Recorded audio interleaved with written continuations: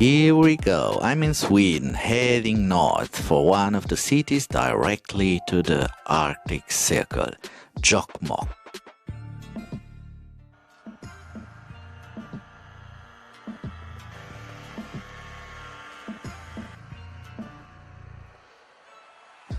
In the very first day, I took a hike in the icy forest right to the Arctic camp, a place about 3 kilometers away from Jokkmokk.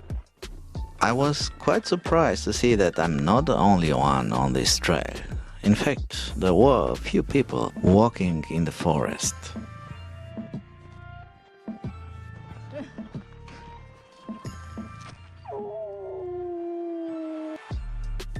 The day is not very long in these places, and about 2 o'clock is getting dark, so it's the best time to enjoy a husky sled experience on a frozen lake. Back to the hike. If you're wondering what's here, well, that's a railway, but it's closed in the winter time.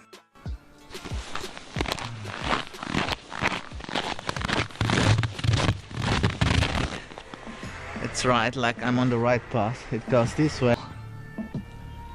Alright. And it's so quiet. In the first night I was searching for the northern lights, but I had a wonderful full moon and still it was impressive, even if I didn't see any northern light.